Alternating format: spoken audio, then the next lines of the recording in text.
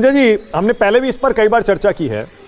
मैं ये जानना चाहता हूं आपकी राय से पहले कि आपकी जो रिसर्च पिछले दशकों की है, खासतौर से पिछले 10, 12, 15 साल की, वो क्या कहती है? ये बेनिफिशियरी वर्ग की जो चर्चा होती है, बार बार उसको मैनिफेस्टो से डायरेक्टली जोड़ा जाता है।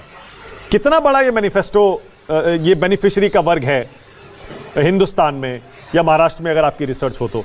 और कितने % लोग वाकई इन घोषणा पत्र पर यकीन करते हैं और इनके वादों पर वोट करते हैं?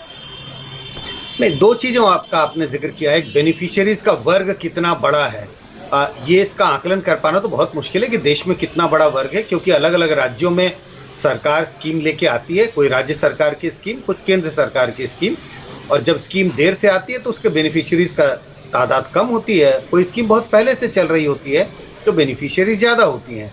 तो अलग अलग राज्यों में बेनिफिशियरीज की तादाद जो है वो अलग अलग है। अब सवाल है, आपने बोला मैनिफेस्टो का, पहले मैं अपनी बात बेनिफिशियरीज के बारे में कंप्लीट कर लूँ। मुझे लगता है ओवरऑल अगर आप देखें पिछले 4-5 सालों में क्या नज़रिया है, जो स्कीम्स के बेनिफिशियरीज होते हैं उनका वोट हमेशा रूलिंग पार्टी के पक्ष में झुका हुआ होता है। लेकिन इसका अर्थ ये नहीं है कि सारे के सारे बेनिफिशियरीज रूलिंग पार्टी के पक्ष में वोट देते हैं और सारे जो ऐसे लोग जो बेनिफिशियरीज नहीं होते हैं स्कीम्स के, वो विरोध में देते हैं। ऐसा नहीं होता, लेकिन झुकाव हमेशा बेनिफिशियरीज का रूलिंग पार्टी के पक्ष में होता है। जो बेनिफिशियरीज होते हैं उनमें भी ऐसे होते हैं जो सरकार के खिलाफ वोट देते हैं। लेकिन हाँ, मोटी सी बात यह है कि स्कीम्स का सरकार को फायदा मिलता है अगर सरकार बहुत अनपॉपुलर ना हो, बहुत अद्भुत अनपॉपुलैरिटी नहीं हो तो। दूसरी बात, कितने लोग मैनिफेस्टो पढ़कर वोट देते हैं? मुझे नहीं लगता कि मैनिफेस्टो पढ़कर लोग वोट देते हैं, लेकिन हाँ, कुछ ऐसी चीज़ें होती हैं जिसका मैनिफेस्टो में जिक्र होता है। अब मान लीजिए उदाहरण के तौर पर बीजेपी ने अपने मैनिफेस्टो में धारा 370 राम मंदिर का जिक्र तो कई सालों से किया, तो लोग, हो सकता है लोग उसको ध्यान में रख के वोट दे रहे हैं, लेकिन इसका अर्थ सीधा सीधा नहीं है कि ध्यान में इसी के लिए रखा क्योंकि वो मैनिफेस्टो में था। तो मैनिफेस्टो को पढ़ना और उनके लोगों के वोट देने के निर्णय का कोई सीधा सीधा संबंध नहीं है। बड़ी संख्या में लोग तो मैनिफेस्टो को पढ़ते ही नहीं है। आजकल तो पार्टियां भी बहुत ध्यान नहीं देती मैनिफेस्टो को। नहीं, लेकिन मैनिफेस्टो की जो बड़ी बातें हैं संजय जी, हालांकि मैनिफेस्टो चुनाव से 15 दिन, 1 महीना पहले, 2 महीना पहले आता है, पर उसके बारे में जो नेता हैं वो पहले से बात कर रहे होते हैं। और आजकल सोशल मीडिया, आपको पता ही है उसका कितना जोर है। तो जैसे किसानों के लिए मान लीजिए अब MVA कह रहा है कि 3 लाख तक का कर्ज माफ करेंगे, या युवाओं के लिए बेरोजगारी भत्ता, तो जाहिर है वो पूरी कोशिश करेंगे कि उनके ये वादे सबके मोबाइल फोन में, सोशल मीडिया के जरिए पहुंच जाएं, न्यूज चैनलों के जरिए, सारे माध्यमों के जरिए पहुंच जाए। तो पहुंचते तो होंगे? नहीं, पहुंचते हैं।